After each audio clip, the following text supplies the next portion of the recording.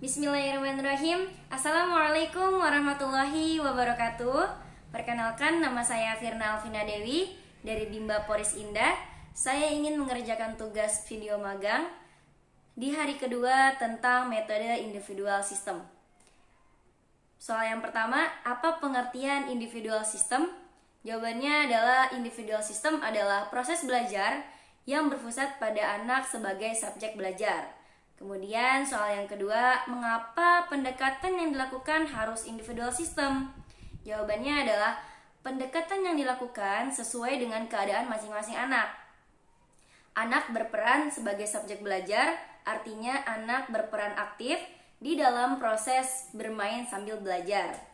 Motivator berperan memberikan motivasi dan apresiasi kepada anak agar semangat belajarnya semakin hari semakin menggelora serta memfasilitasi memberikan kegiatan bermain sambil belajar yang sesuai dengan kemampuan anak.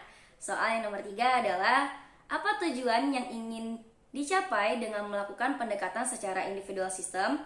Jawabannya adalah tujuan dari adanya metode individual system adalah agar proses belajar dapat dilakukan secara bertahap atau small step system. Karena tidak mungkin bertahap jika proses belajarnya dilakukan secara klasikal. Kemudian soal yang keempat adalah di Bimba, murid dan guru memiliki peran masing-masing. Sebutkan apa peran guru dan murid. Jawabannya adalah peran guru memberikan motivasi kepada anak, membimbing anak dalam proses menumbuhkan minat baca dan minat belajar, memfasilitasi anak dengan memberikan materi pembelajaran yang sesuai dengan kemauan dan kemampuan anak masing-masing, serta memahami karakter dan kesukaan setiap anak didiknya.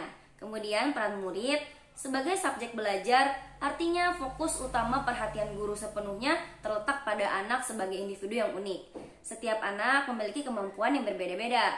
Untuk itu, materi belajar harus disesuaikan dengan kemampuan anak masing-masing.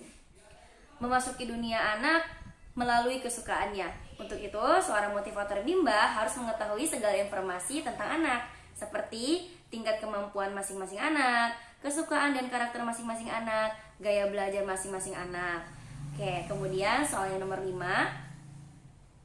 Apa perbedaan antara metode individual system dengan classical system? Jawabannya adalah jika classical system, anak pada saat yang sama mendapatkan materi yang sama.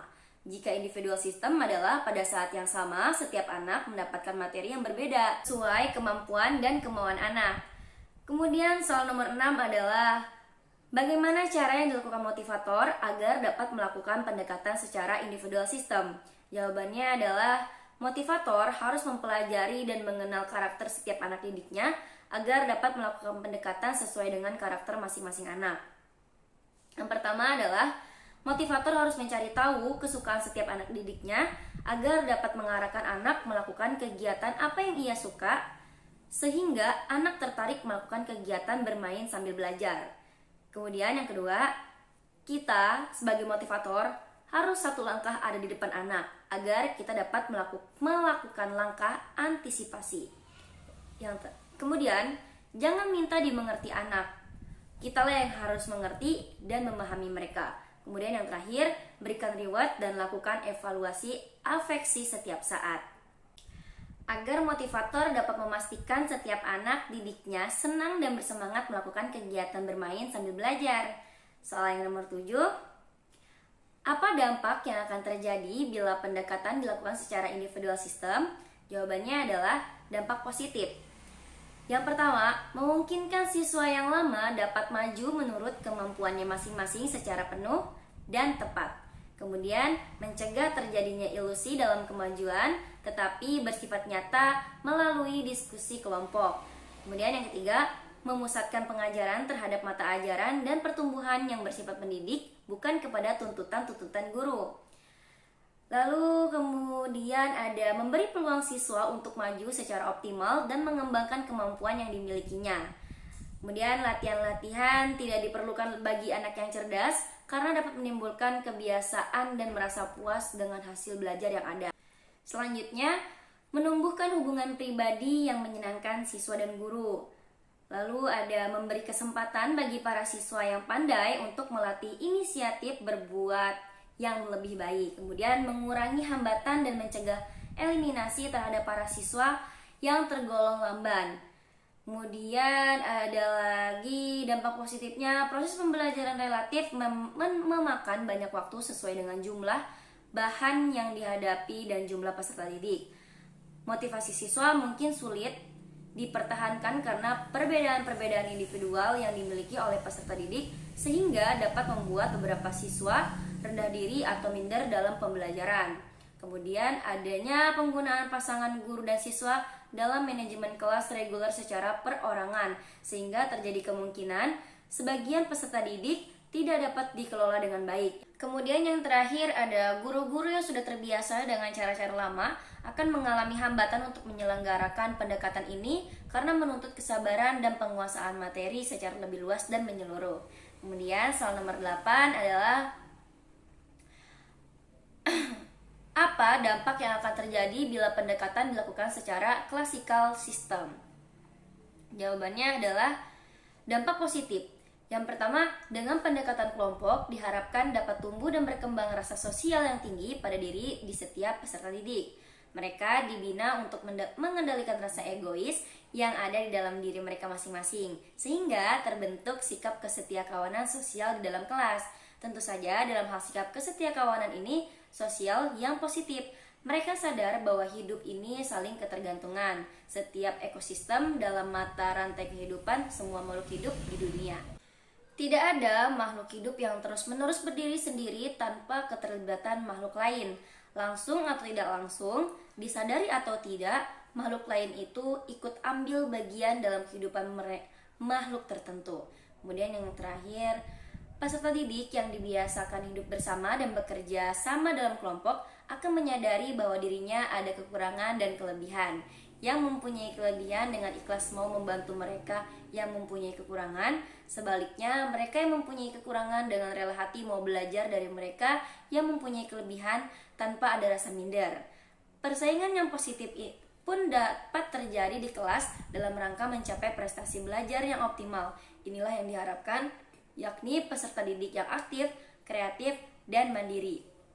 Dampak negatifnya, ketika guru ingin menggunakan pendekatan kelompok, guru harus mempertimbangkan bahwa hal itu tidak bertentangan dengan tujuan, sesuai dengan fasilitas belajar pendukung yang ada, metode yang akan dipakai sudah dikuasai, dan bahan yang akan diberikan kepada peserta didik cocok. Karena itu, pendekatan kelompok tidak bisa dilakukan secara sembarangan, tetapi banyak hal yang berpengaruh yang harus dipertimbangkan dalam penggunaannya. Kemudian soal yang bagian B, yang pertama adalah apa pengertian variation skill? Jawabannya adalah variation skill adalah kemampuan yang harus dimiliki setiap motivator dalam memvariasikan antara aspek belajar dengan kegiatan belajar. Kemudian soal yang kedua adalah mengapa kegiatan belajar harus divariasikan? Jawabannya, karena anak mempunyai rentang konsentrasi yang pendek, mudah teralihkan, dan cepat bosan pada suatu kegiatan. Soal yang ketiga adalah apa tujuan yang ingin dicapai dengan memvariasikan kegiatan belajar? Jawabannya adalah agar anak tidak merasa bosan, semakin tertarik, bersemangat, dan antusias dalam kegiatan bermain sambil belajar. Soal yang keempat adalah sebutkan 3 aspek belajar. Jawabannya adalah yang pertama kognitif, kedua afektif, dan yang ketiga psikomotorik. Soal yang kelima, kegiatan apa yang termasuk aspek kognitif? Jawabannya adalah kegiatan yang berkaitan dengan kerja otak atau kecerdasan, seperti kegiatan membaca dan berhitung. Oke, lanjut. Nomor 6 adalah kegiatan apa yang termasuk aspek afektif? Jawabannya adalah kegiatan yang berkaitan dengan hati dan perasaan berupa. Jawabannya adalah kegiatan yang berkaitan dengan hati dan perasaan berupa suka atau tidak suka, senang atau tidak senang, seperti kegiatan bernyanyi, berdialog, berdongeng, dan bercerita. Soal nomor 7, kegiatan apa yang termasuk aspek psikomotorik? Jawabannya adalah kegiatan fisik yang berkaitan dengan penggunaan anggota tubuh. Psikomotorik dibagi menjadi 2. Yang pertama motorik kasar yaitu kegiatan yang berkaitan dengan penggunaan tangan dan kaki seperti menangkap, melempar, dan menari. Kemudian ada motorik halus yaitu kegiatan yang berkaitan dengan penggunaan jari tangan seperti mewarnai, menarik garis, dan menulis. Bimba AIWO menggunakan kemampuan motorik halus dalam proses belajar. Soal nomor 8, bagaimana cara motivator memvariasikan kegiatan belajar dengan aspek belajar? Jawabannya adalah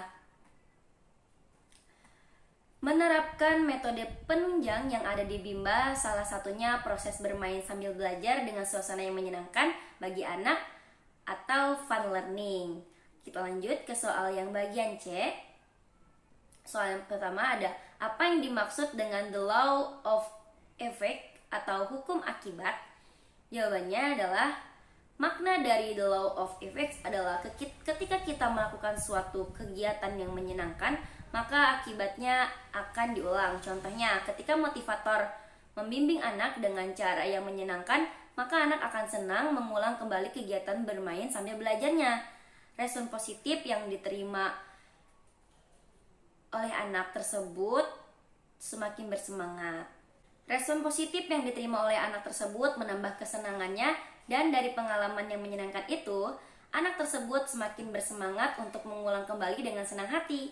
Proses tersebut merupakan contoh di mana saat anak merasa senang melakukan suatu kegiatan, maka dampaknya akan diulang. Seperti contoh di atas, berbeda jika proses sebaliknya ketika motivator membimbing anak dengan cara yang tidak menyenangkan. Misalnya, memaksa anak, akibatnya anak tidak mau mengulang kembali kegiatan bermain sambil belajarnya. Jadi kata kunci dalam hukum yang pertama ini adalah jika prosesnya menyenangkan, maka akan diulang. Begitu juga sebaliknya, jika prosesnya tidak menyenangkan, maka tidak akan diulang atau bahkan ditinggalkannya. Kemudian soal yang nomor 2 adalah apa yang dimaksud dengan the law of exercise atau hukum latihan? Jawabannya adalah hubungan antara stimulus dan respon itu akan menjadi kuat semata-mata karena ada latihan. Sehingga saat seseorang selalu mengulang-ulang kegiatannya, maka yang terjadi adalah semakin diulang atau semakin dilatih, maka hukumnya akan semakin mampu. Sebaliknya, hubungan atau koneksi antara stimulus dan respon akan menjadi lemah bila tidak ada latihan. Soal yang terakhir, apa yang dimaksud dengan the law of readiness atau hukum kesiapan? Readiness, hukum kesiapan. Jawabannya adalah ketika seorang semakin mampu, maka semakin siap dan terampil. Saat prosesnya pun akan semakin menyenangkan. Dampaknya akan menumbuhkan minat belajar yang menggelora atau minat kodrat dalam diri orang tersebut, sehingga akan tumbuh rasa bahagia yang berdampak sukses. Pada hukum ini menjelaskan tentang kesiapan individu dalam melakukan sesuatu. Yang dimaksud dengan kesepian adalah kecenderungan untuk bertindak. Sekian video tugas magang di hari kedua ini. Terima kasih. Wassalamualaikum warahmatullahi wabarakatuh.